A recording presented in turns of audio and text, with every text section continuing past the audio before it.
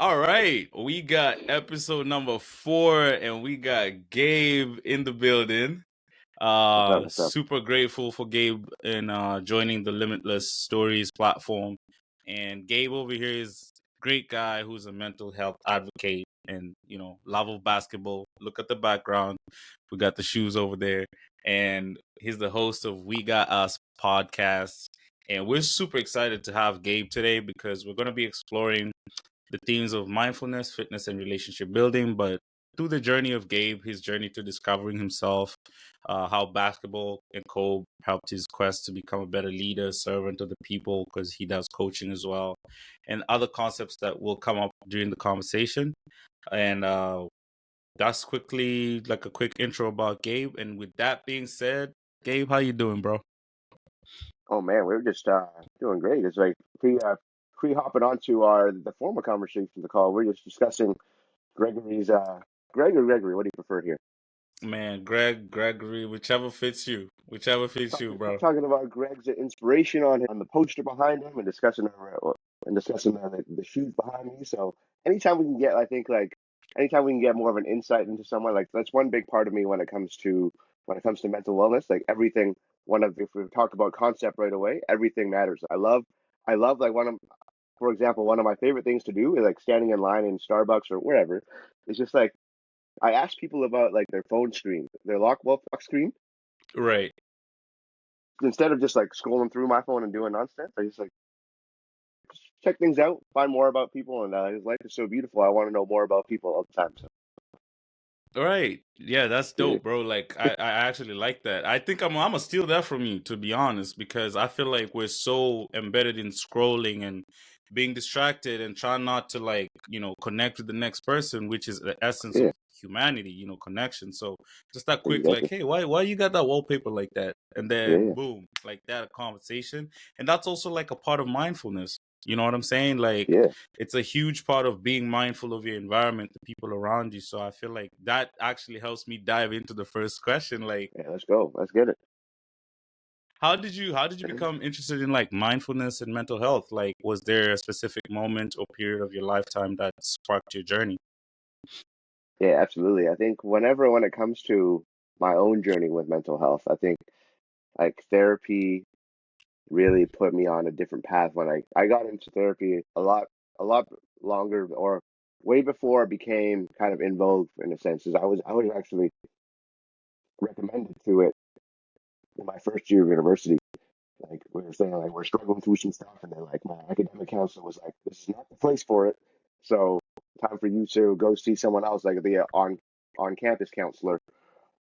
And starting from there, I've logged probably over 175 hours of therapy, and I think like when it comes to mindfulness, I think there's nothing that's more clear and crystal than when you sit across the room from someone else whose job is to hopefully get the best out of you, and all you got to do is focus on answering that a specific question that is probably a little bit challenging, and you got to think about it. And beyond that, it's just you versus you, because like the other person in that chair is just like his or her job isn't to sell you anything, it's just to help you. So I think like that helped me open all the doors up from.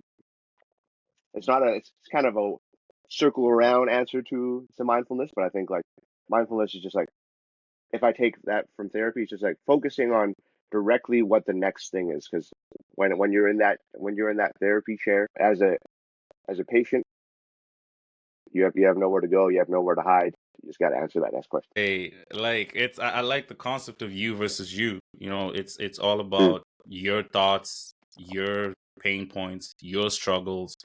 Your therapist is just kind of like a guide to like guide you through or lead the way as you try to figure out the light that is within you, and sometimes it's just shut off and you just got to turn it on.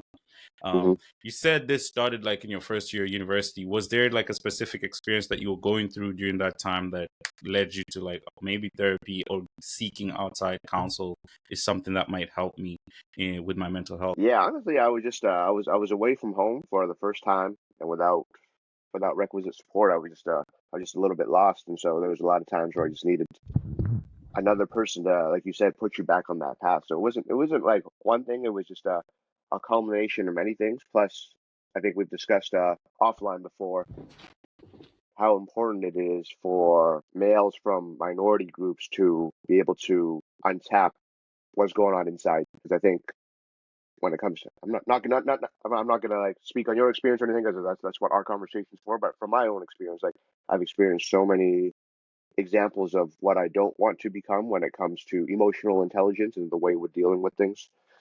Right. So I think like to start that journey really, really early at like 18, 19 has allowed me to, I pride myself on like my maturity for my age when it comes to emotional intelligence Mm-hmm. because I started that so early. That's actually amazing that, you tapped into that. As you said, like males from minority groups, culturally we have a bit of like a challenge when it comes to expressing ourselves or having those Hmm. spaces to express ourselves mindfully.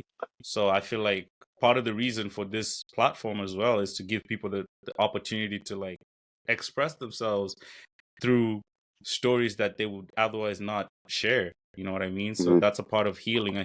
Part of healing is letting it out, talking about it, kind of like throwing it out to the universe so that you kind of don't suffer with it from within.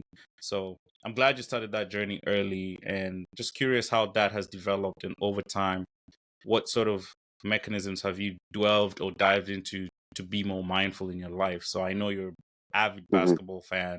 How Hmm. do you incorporate the concept of mindfulness into your basketball life? I think mindfulness is just actually I'm gonna flip that on you for a sec, so I can have more time to think about it. In your 3 episodes you've done before, like what if Right. how would you summarize? How would you take the best out of all three of those and be like, what's of those answers you've received so far? So I can kind of like springboard onto those, you know? Oh man, I'm dealing with a podcast host for real because ain't nobody ever flipped it on me. So, good question. I would say like mindfulness, from what I've observed, is just the ability to tap into activities or both physical and mental that allow you to just be in a state of flow, Mm, just be in a state of being. Because I think the biggest thing on mindfulness that I've personally learned is it allows me to tap into my body and my mind as mm, it is. So just the concept of being, like you just gotta be. One of my favorite phrases is just be you. And a part of mm, being yourself is just being yourself in the element and the environment that you're in.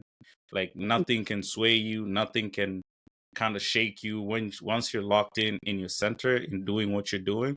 I think to me that encompasses the concept of mindfulness. So just being and allowing yourself to be in the moment and be in the, mm. like, no matter what environment you're in, you're just locked in.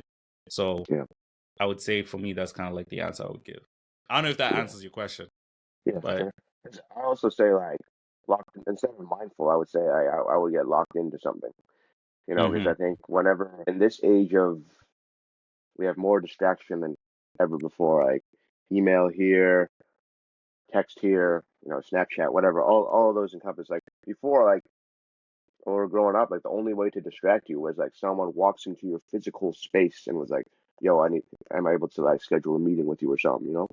But right, now it's like you're getting pulled in 100 directions all the time. So for me, actually, like I don't really have a definition of it, but like I have strategies and like like two main strategies. One would be just put the phone away. Like I literally just don't have the phone on me. It's in another room, so that like so that I have like work specific devices. So I'm on my desktop, I'm on my iPad. Like those are the things I'm doing for work when I use my phone as like more so a communication device and an entertainment device. So like there's specific functions for each device. right, And two, I would say time blocking to really get locked in. Like there's when we used to go to movies as kids and stuff, it would just be I'm so excited for this movie because I've been waiting for it to watch. I don't know. right, But then during that hour and a half, like movies were an hour and a half. That's all you're doing. So for me, similarly, if I when I go coach or when I go shoot around myself or when I practice, no phones. This is just what I'm doing. Even if something comes up, unless it's like your house is burned down, like God forbid. right, right, right. This is what I'm doing in this space. Is when I enter a physical space, this is my function for it. Yeah. So those are my two primary strategies. So with this strategies, like I'm curious, like how did you start curating the mental discipline to like, okay, I'm not gonna be on my phone when I'm doing something, and this is kind of like a lifestyle that I'm gonna adopt moving forward because it's not easy.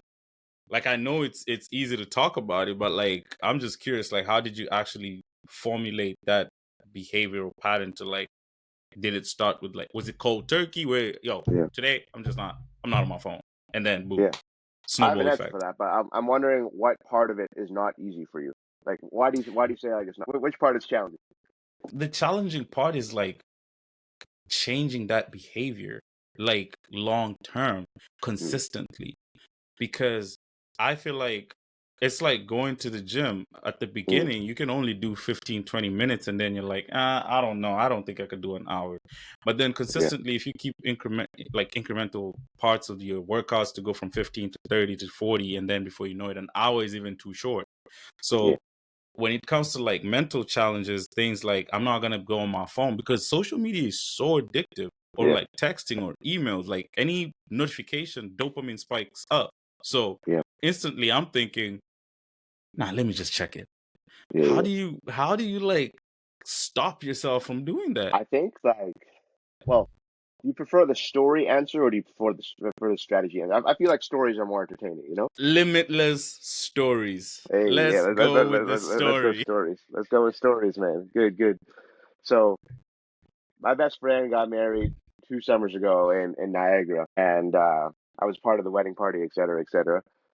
So then we were going from the reception. Oh, what comes first, the reception or the ceremony? Like whatever the first thing is, Yeah, yeah, whatever yeah. the first I thing just is. came from a wedding. I just came from Hey, a wedding. It was the ceremony. It was the ceremony, then the reception. hey, yes, thank you. I don't know. Yeah, maybe it might vary with cultures, but I don't know. Exactly, exactly. So we go from Mm-hmm. ceremony to the reception. Thank you for the clarification. And Mm-hmm. I was asking my boy, I was like, "Yo, don't you want your phone on you?" And he was like, "No, like, why would I need my phone on me? I'm about to get married." And I was like, "Cool. I'm gonna leave my phone in this bed too, and let's go." Let's. So at the end of those 6 hours, it was like the lights were coming on. It was like 1:30 a.m. Two women came up to me and said, "Hey, we just wanted to thank you for your presence today because like you're sitting at the front of it and saying you were so engaged, you were laughing at everything, you were nodding, you were just you setting an example up there allowed us to be more present and enjoy the moment more." Right. And ever since that, I was like, I did nothing differently except I didn't have this thing to go to as a default. Right. And then ever since then, like whenever I go to social environments, I'm just like, okay, cool. Like if we were to go to dinner tomorrow, I would tell you, yo, Greg, like we're at Cactus Club. If I arrive early, I'm gonna be inside. It's not that big. I'm fine. Because like Right. from that point Right. on, I'm just locked in. And like, what if it's an hour and a half? And I've been told so many countless times now that the energy I exude is just like one of the best energies that people have ever met. But I'm not doing anything differently. I'm just not a slave to technology. Obviously, I've worked very hard on my personality and like there's things about me that that bring people joy. But at the same time, I feel like a person's engagement level just goes up. Boom, just be like, let's just chill. Let's just kick it like Let's old just times. chill. Right. Right. I love that. I love that story because it really brings the aspect of active listening. Um, Yeah, it's such a simple concept where being able to be in the presence of somebody and giving them like your full attention. I've been yeah. battling this like in my personal life with like a personal relationship where Hey, the person I'm talking to, they get a little bit distracted. And it's like a little bit. it bothers me because I'm like, bro, what you mean you can't like but Yeah, then it's all about communication. Like, you communicate this issue and you kind of figure out ways to meet in the yeah, compromise, meet in the middle. But I think you touched on something really good. Like you have the ability to bring joy to people and like when you engage with them. So we're yeah. going to segue to the next section, which is like your love for Kobe and your love for basketball. Talk Let's to do me it, about why that is so important to you and how you got into coaching and how Kobe played a huge impact in that. man. I think like so many people from our generation, Kobe just meant the world, with like the things that he stood for. But for me specifically, like to myself and many others from my ethnicity and my generation, we had what's called astronaut parents when we were growing up. So we were given Mm-hmm. all the financial resources, and then we're like, all right, and then we typically don't see our fathers, for example, because like they're responsible for financially for what we're doing, but then like the emotional the emotional part as well as the academic part is kind of like you've got to go figure it out, right? So Right.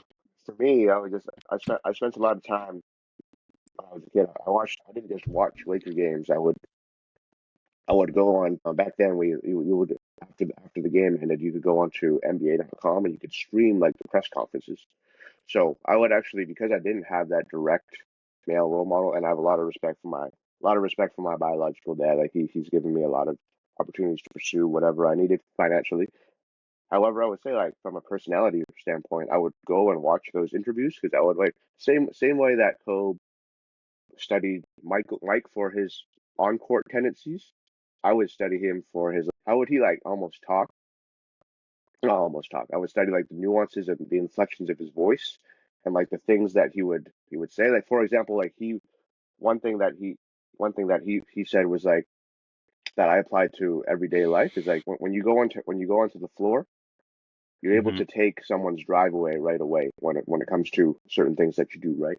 So for me, like growing up without as a non-English speaker for the first couple of years of being an immigrant here, I use basketball as release as then because if I couldn't speak the language, I could go and take the ball, press. I could pick you up, whatever, 94 feet, pick you up at half, grab the ball from you, score from the other side, and then from there. But I wasn't able to express myself in terms of linguistically, but then like when it came to piecing my personality together, I would say like basketball and Cope specifically really helped with like if we're talking like a puzzle that they helped me they help with the edges of the puzzle because when you do a puzzle you want to get the edges and then the middle you just piece it together, you find the colors, you find the Mm-hmm. shapes, whatever.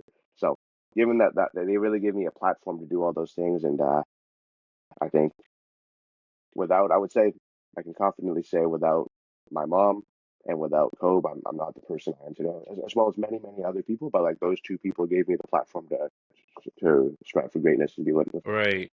I mean, you touched on a point on a concept that I'm going to steal it from you, astronaut parenting.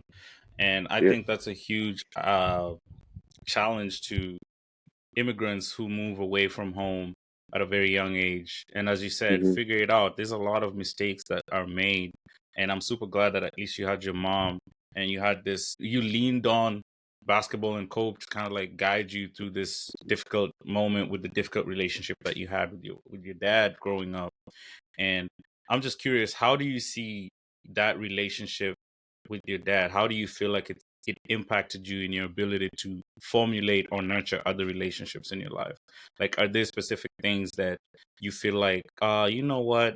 If this was the case, I would have approached this differently. But like, how overall would that impact your relationship building skills growing up? I would say well, I'm gonna lead into academia for a sec as Mm-hmm. an academic myself. Like one of the most important things that I've read in parenting, obviously I'm not a parent, is like the importance of when a child is on the playground and they just like they look around and they see that mom and dad is just like it gives them like physical safety, right? Like so I think like something like that when I think I still remember sometimes if we're going to like I remember if we had Mother's Day masses and like Father's Day masses growing up in a religious school, Mm-hmm. I'd be one of the only people who like my mom would have to show up for both. And internally I would like it didn't really bother me back then, but then like looking back on it, you're like what do I have to make up for in this situation? And always when you're 7 or 8, you're not really analyzing how is this bothering me. All I knew in that moment was like this is different, right? So I think like providing that fundamental shift to be like this is something that's different, but I think how am I going to figure it out in a way that's not unconventional, but then like to I think that the human brain is beautiful because of how plastic it is, like, and how you can always figure out different ways to figure things out. But for me, I was just like, okay, like, what stories am I gonna limitless stories? What stories am I gonna tell myself here to be able to shift this into something where I don't want to be a victim, and I want to have success in the part in relationship building. So if it comes to having this relationship with Kobe, like having a stronger relationship with my mom, like having strong male friends. Right. So I can, I think I would say I have probably more male friends than most people because of my because of this foundational relationship, but because of the lack of that relationship earlier in my life, I just always want to have people I can lean on from a male perspective, be like, hey, like almost like a counselor, like as I Right. didn't because I'm not just gonna go and pull up to ask my dad like, what do you think of this? Because like we didn't build that, but like Right. but my Right. boys who have been boys since I was like 12, I'd be like, like what do you think of this situation here? And then we just boom boom boom boom, and then I'll obviously find an independent solution, but like I take their opinion very seriously. Hey man, that's another thing, man. I think coming from the cultures that we come from, being raised, there's a saying we have. It's like it takes a village to raise a child, right? Hey, And at the end of the day, it's like your boys are kind of like that community that you lean on to kind of like substitute for that lack of relationship that probably mm-hmm, you didn't have with your father, which is amazing. I'm happy for you that you have that community, and that's what we want to aspire at Limitless too. Like just create a community of individuals who want to get mm-hmm, better, who want to connect, who want to inspire. And I feel like community is a huge tool, as you said. Like when you go to this school functions and you see your community, which is like your parent or like your family mm-hmm, out there. I remember during sports day, like if my parents didn't show up or my sisters didn't show up, I'd feel some type of way, and it would mm-hmm, actually literally affect my performance because I'm mm-hmm. like, Yeah, man, I want to show out for my parents or my mom or whatever. Like, yeah, it's just a good feeling. So I'm right. happy that you experienced that with your boys. And let's talk about a bit about that relationship Before we with your hop mom. onto there, are we able to Hmm. unpack at this stage of at this junction of life now, when you go perform for whatever you need to do? Right. Have you now made peace with that to be like, regardless of what's going on around me, I want to make myself proud first, and then everything else falls into place. Are you there Ooh, you opening a can of worms. This typically don't happen. This don't happen, bro. Okay, I told you I'm dealing with a podcast host for real. I would say definitely. I would say definitely. I think even just I'll use limitless stories as an Yeah, example. Like this is a concept that had been on my mind for a long time, okay. but I just didn't have the mental fortitude or the belief in myself to like execute, you know. Mm-hmm, And I've always been great with ideas, but execution was always like a moment of, oh, I'm gonna freeze. I can't do this, mm-hmm, right? And that boils down to confidence. It boils down to, do I have the self belief that I can do this, right? mm-hmm, As of right now, I think the best thing that I did was to kind of like take a break to just work on myself. And right. what that allowed me to do was to address pain points that I had that were like contributing, like they were, I would say 70% of the problem for me freezing was the inability to address my pain points throughout my early 20s. So Yeah, as I continued to grow, and when I got to the point where I faced these problems, where I had went head on, I cut out distraction, I cut out yeah, certain relationships to face this. yeah, After facing it, it allowed me to like I'm just a different zone. Like I can't even yeah, explain it. I can't put words into it, but it's allowed me to like tap into myself in a different sphere that now I don't. It's good to have those supporters or the fans or the people in the arena cheering for me. I'm still going to perform though, whether it's empty or yeah, packed. Like games still play. NBA, let's yeah, use NBA for example. They don't sell out every single night, but the athletes still yeah, got yeah, to play. right. So I take that mentality, like whether there's fans or whether there's people supporting or cheering, that's great. That's a bonus. You always gotta you Yeah, yeah, get fed from like the home crowd energy. But if the yeah, home crowd is dead, you still gotta perform. Now you gotta go exactly. inside you to like execute. And that's Yeah, exactly what I'm doing right now. It's like execution yeah, from a self-belief standpoint. This yeah. is what we're doing. They no excuses. I don't know if I that think that's answers so your dope. question. I think that's so dope that you have segmented belief from confidence. Mm-hmm. Because I think confidence is external. It's how you display your belief. If Right. you can have confidence without belief, but you can't have confidence without other way around. Yeah, you can have confidence without belief, but without belief you can't have confidence. Right? Like you can fake one, but then like you need to truly believe in yourself. Like if we're hooping, for example, you can tell the people who are fake confident pretty quickly. They Mm. miss a couple they turn the ball over, they miss a shot, then they go into a shell for the rest of the thing. Right? Like because they're like, okay, I feel good, and then they make a mistake, they're like, shoot. But a truly self-resilient person does not allow that to penetrate them because they know that they've done all the work beforehand, and they know they have the self belief to be like, let's next play mentality. I'm confident. I'm internally confident with that. I'm going to continue to make this next play. Bro, that's amazing. I'm gonna have to steal that one too. I'm gonna steal a lot today. I think that's really a good way to put it. Just like you can have, if you have that self belief, then it pours out as being a confident person. But without Hmm. that belief, that confidence it can you can snooze it as a fake one. So I Yeah, truly love that, and thank you for sharing that. I appreciate that. yeah, I man, for think sure. before I forget what I was gonna segue into, Fine. it's your journey with coaching, like Yeah, coaching the little kids. Talk to us about how you dived into that. What inspired you to dive into coaching the little ones, and how that has changed you as a yeah. person. I've actually been coaching since I was like 16. So like this is like my 15th, 16th year of coaching. So like Ooh, I've really had to. Greg Popovich, we see you. So really trying to like figure things out when it comes to because when I first started coaching, I was only like 4 or 5 years older than these people, and I was like, all right, Mm, cool. And then not being taken seriously sometimes, et cetera, et cetera. But I knew that from a young age that I enjoyed playing more, or I enjoyed coaching more than I enjoyed playing.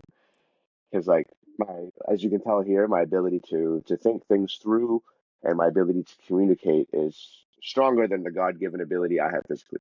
And that's ultimately right. because I'm at peace with it. So I love I that. think it's just being self-aware. So all these years later, like I feel that coaching, like I think in the conversation notes you sent me, when it comes to developing professional relationships, I think the number one professional relationship I've ever had to establish is with my athletes.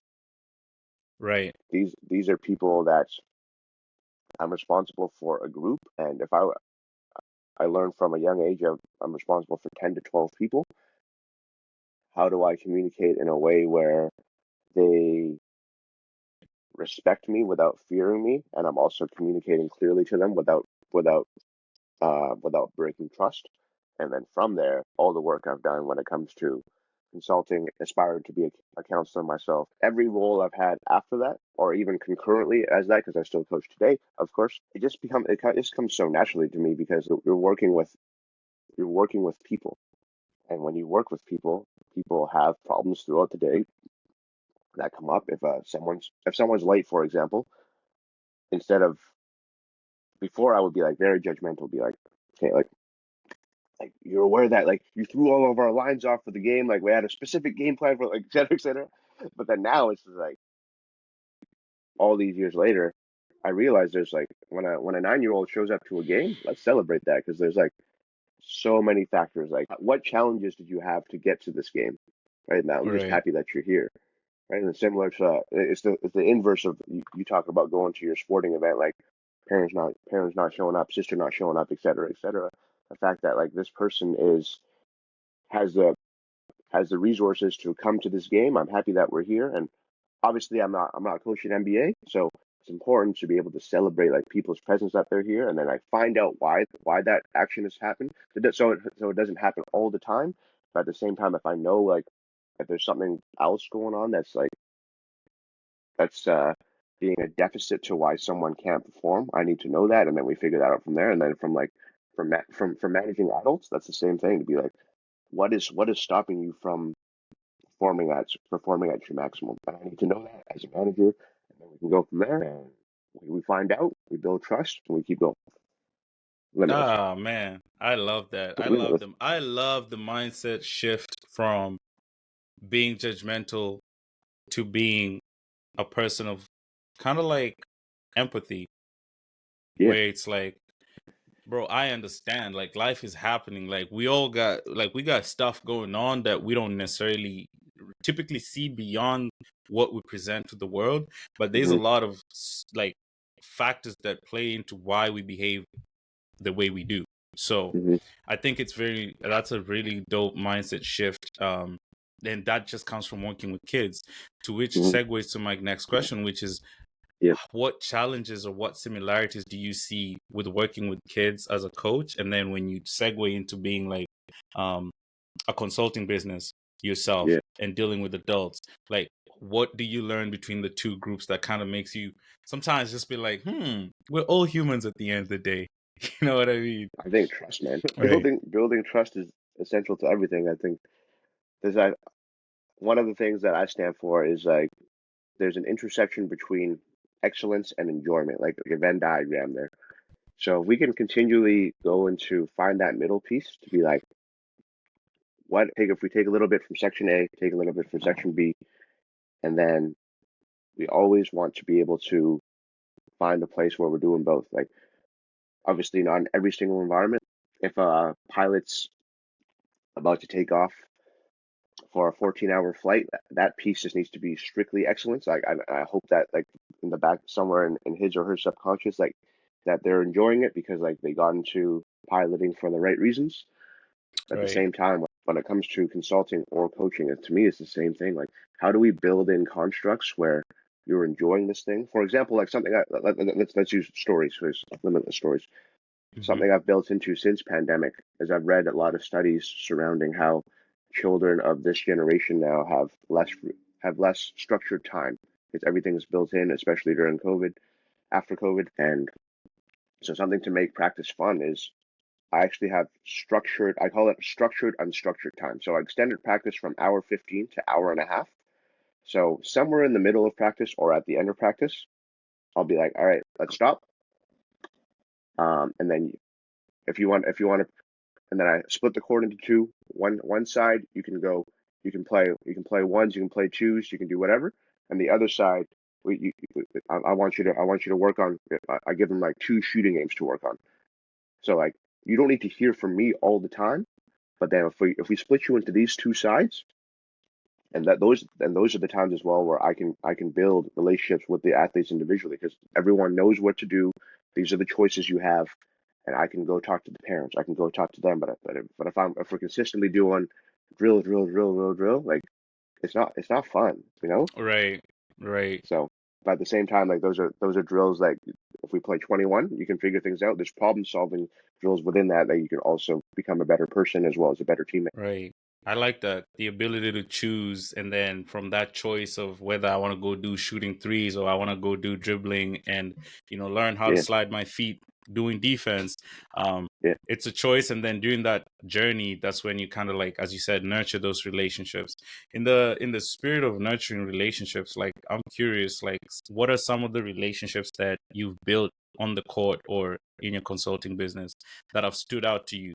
Certain relationships that maybe started off a little bit difficult, and then at the yeah, end yeah, you kind of realize, like, after working with this individual, I realized maybe some things about myself that I didn't know, and I yeah. realized something about them that I was misunderstanding. So take us through like the concept of nurturing relationships, because I feel like your profession, both as a coach and a business owner, takes a lot of relationship nurturing Yeah, yeah, exactly. to have a successful business. Yeah. So there's obviously like client confidentiality. I'm unable to like share specifics on that, but Right. Right. I think the most challenging relationships are the ones that help you see your blind spots, man. You know, mm, like mm, the ones that don't vibe with you, or the ones that you don't get to a second meeting. I learned the most from those ones. Like we have a consultation and they say you're not the person for me. I'm like, cool. Like when I was younger, I'd be like, all right, this is failure. Like to me now is not failure. It's like now it's learning.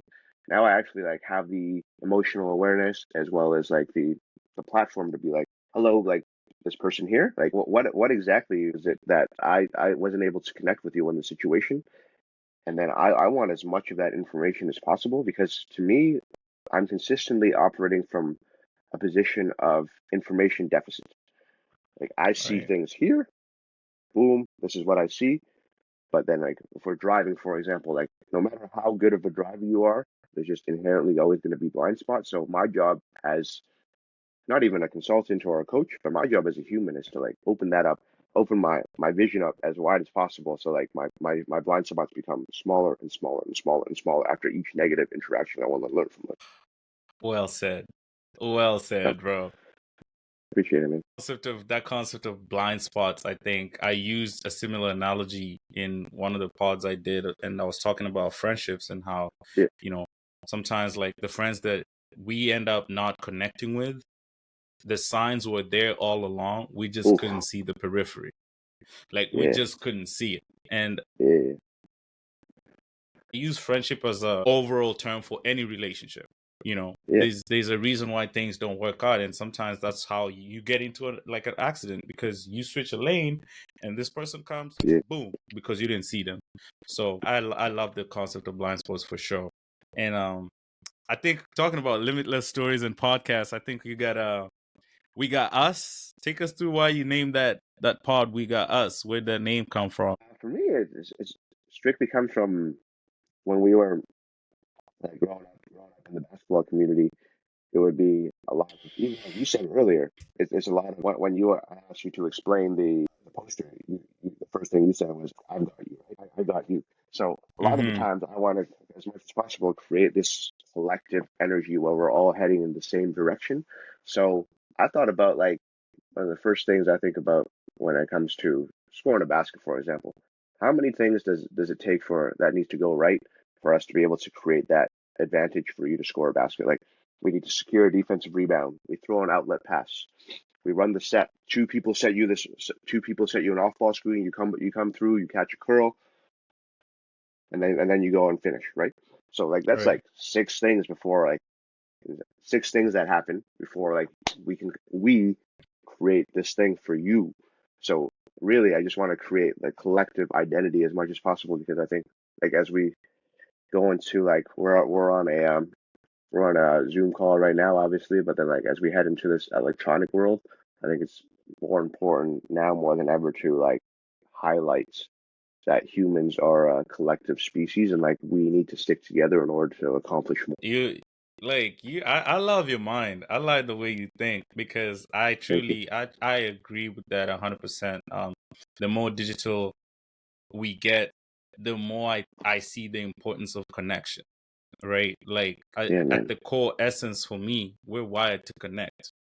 Yeah, One of my questions, I'll segue, this is off topic. yeah. I'll segue to like ask you a quick question. Do you think human beings are wired for connection or survival? And if you give an answer, you got to give me why. Have you answered this before?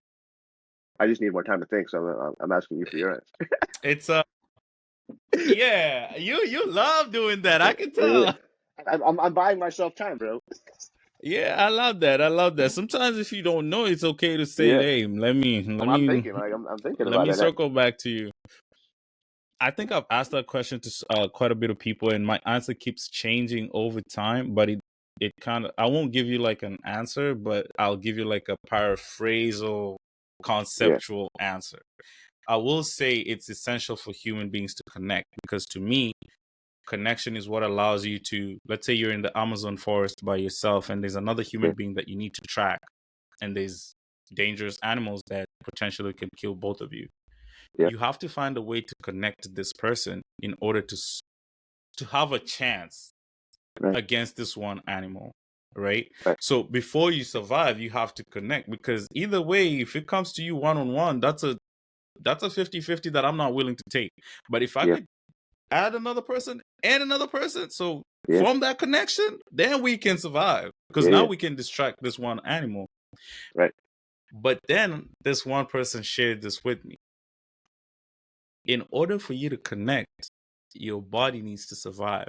And your body is made yeah, up of microorganisms that are always constantly trying to survive.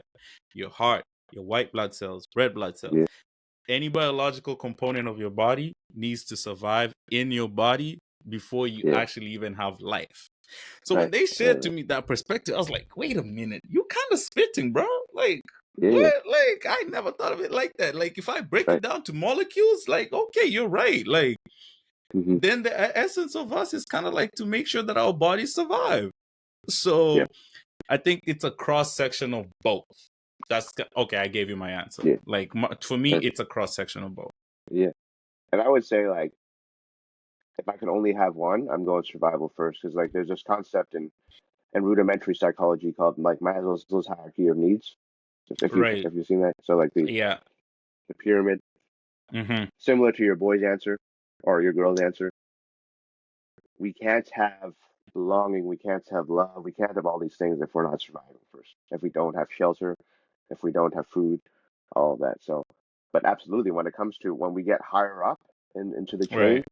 I'm all about the collaboration. I'm all about the connection.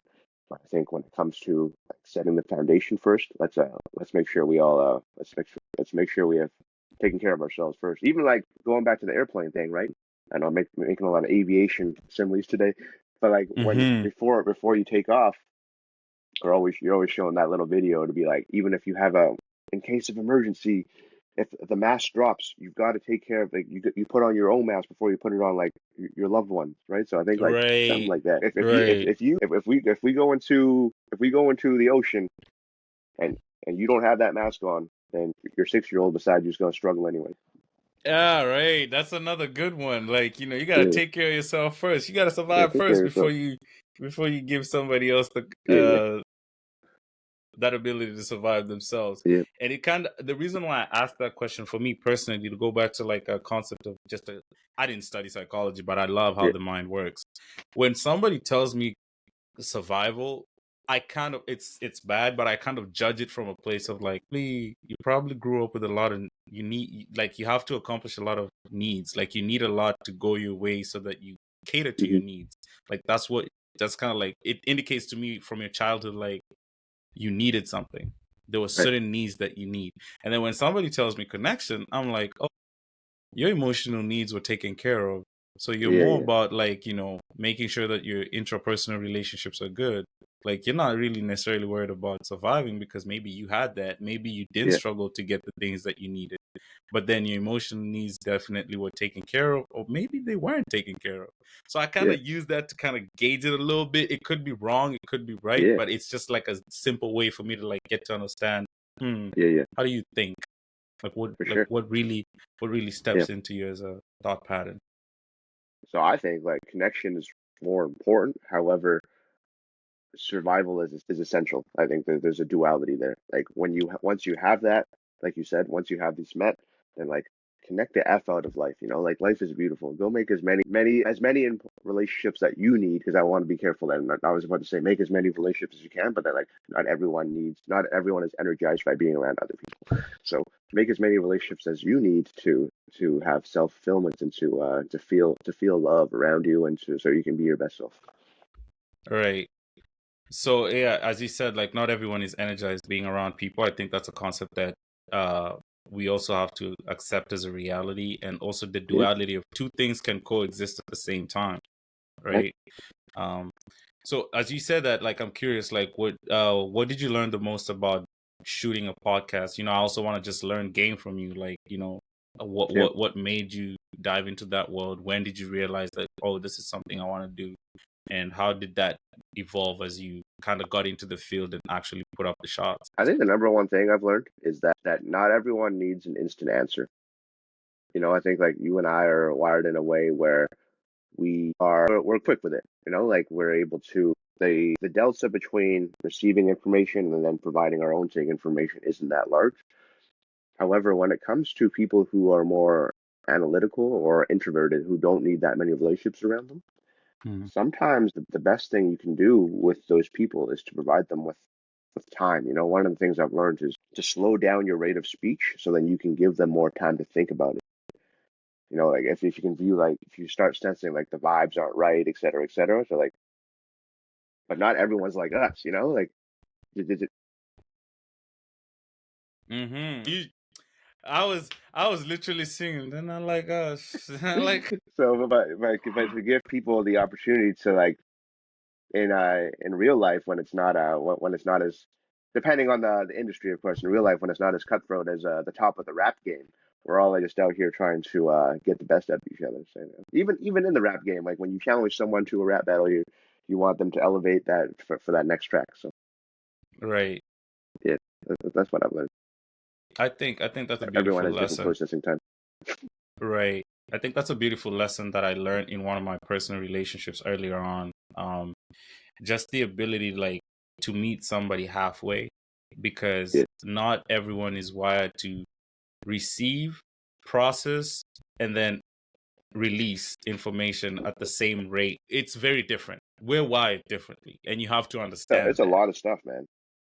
It's a three step process. It's a lot of stuff. Man, as you said, to score one basket, to go back to your basketball analogy, like there's a lot of shit Yeah, that gotta secure the rebound, outlet yeah, pass, double screen, curl. all that, Bro, that's a lot. all of it. Just for one basket, 2 points? Come on now. And we gotta do that shit like 60 times. 60 times, bro. Like, hey, bro, come on, bro. It's Yeah, yeah, crazy. It's crazy how yeah, things just gotta work out, bro. But yeah, yeah. yeah, like I'm super happy that you're sharing these concepts. And just as a segue towards the end of the episode, like, Yeah. I like to ask people, like, what, when it boils down to one thing, what does it boil down to for Gabe? It all boils down to Humility, humility. because however high that you climb in the ranks that you do, or how I think there's to wrap this all up full circle, to go to reference your poster behind you, even though you are perceiving to yourself to that this is going to be a long journey. I'm climbing this thing by myself. At some point, you have to be humble enough to be like, with yourself or with others, to be like, yo, I need a little bit of help here. Like in order for you, you could go, you could see how far you can go. But at the same time, if you are humble enough and gracious enough with the people around you to be like, yo, I need a little bit of help here, you could get there 10 times as fast. Right. So it's also humility, and when it comes to, for me, when it comes to hearing from people around me, like you mentioned, I work with adults and children. So when it comes to, I'll leave you with one last story for our limitless stories segment. Right. So Right. I coached the same grade group of 11 and 12-year-old girls the last 2 seasons, and to open our season last year in January, so January 20, at the beginning of this top of this year, 2024, we played to open the season. We played the same team we played in the third place game of last year's end of season tournament, which we beat them by like 28, but we lost this time by like 8. So I was curious. I was like, so we had a little classroom discussion after, and I said, girls, like, what happened here? Like, I'm opening up the floor here. Is like, I think we were better than this. Right? So, and they straight up said, like, our captain, who I have a lot of trust in, she said, Coach, I think these lineups were trash. Oof. So I had to like really be humble and like look inwards and be like, all right, cool. And I realized that they were trash. No, they were mid, let's say, because Right. the girls had so much fun in their grade 6 year that 2 of their friends joined this year. So the lineups were all mixed up. I wasn't able to put on the same lineups as last time because Mm-hmm. we now had to incorporate 2 new athletes, which took us to 11. And then one athlete had to double sit every single time. Mm. Right. So for me to have the humility to actually listen to that. Good. Okay. You're Yeah, good. we're good. You can just piece it Yeah. together. Okay. Oh, I think because Yeah. oh, I think my headphones died. My bad. Yeah, I'll put on these one. It's all good. Hopefully you can piece it together after though. No, it was pretty like microseconds. Yeah. It's nothing. Good here. Yeah. Yeah, you Okay. good. Yeah. So I think so in that moment I said, can you make what lines would you like to see? So Mm. I went to the board behind me, gave them the marker. They said, make this one change because these two people want to play together. I made the change, and then from then on, we wanted like a 4-game winning streak after that. So Wow. when it comes to doesn't matter if it's with a 10-year-old or with someone who's like, or you're talking to your parents or whatever. Like for me, humility is the foundation to everything, because if you're not humble enough to listen, then I personally can never learn. So I'm gonna leave with that. Man, that story is so beautiful, bro. Like it actually encompasses like what you believe in, like humility. It Yeah, man. takes a great ton of humility for an established mind like yours to be told, "Hey, bruh, them lineups you threw out there, they cost us the game, bruh." Like, Yeah. I know you're a basketball genius and you watched all this Uh, film and all that, but bro, that's not it. yeah. And Yeah. that's insane to me because you're so right, bro. Like as you said, talking about the poster, like and to full circle, we've been talking about the poster, which is Yeah. great because full circle moment for me as well to just tie into your lesson that I think I resonate with is at that point in my life when I got this poster, it was more about me coming from a Right. place of survival, coming from a place of I gotta get out of this fuck Yeah. excuse my language. I gotta get out of this fucking mess that I'm in, and I Yeah. need to start walking to the top, but with people coming with me. I can't go Mm. alone. And the reason why now I can be able to execute Limitless is because I just didn't want it to be stories about Greg. I wanted Yeah. to be the facilitator to be able to get people to talk about their stories so that they can like they can inspire other people, and we as a collective can Right. help ourselves. We got us. We got us, man. So at the end of the day, I just realized like, yo, if I'm gonna do something, I want it to be of service to the community and the community that believes in themselves enough to say, I have limitless potential.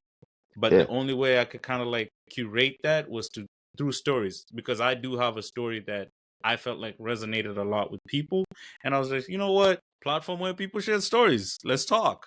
That's Yeah. it. And just kind of like a full circle moment to finish the ep. It's like you're right. Humility and the ability to have other people come and join you or give you feedback. Your ability to like process and implement that feedback from what accepting constructive criticism. I feel like Yeah. we tend to think we have it figured out and we don't. So at the end of the day, like even me Yeah. asking the question like, how can I be better at doing this podcast? You've had a podcast, you have a Yeah. podcast. So it's like I could learn so much by just being humble and asking. That's all I could do. And then I could suck up the game that you give me. So Yeah. Yeah. Exactly. But I think like to combine those concepts as well, though, like I think you've done a lot of work when it comes to your self belief. I think there's belief and there's humility when it comes to soaking up what people have said to you, but at the same time to have the belief to execute on what you see and what you feel as well. I think there's an intersection there. So right. And I think you mentioned that at one point the ability where you were talking about the counsel of your boys giving you yeah, feedback when it comes to like stuff that you want to run by them, but yeah, the independence of your thinking to execute at what you know is best for Gabe. yeah, I think exactly, man. that's like the beautiful intersection of like being humble and also executing from a place of humility. So Yes, sir. Beautiful, man. yes, sir, man. Hey, man, Gabe, we appreciate you. So, final thoughts. Where can people follow you? Where can people come see your work with coaching? Um, just tell us a little bit about your socials and how people can connect with you.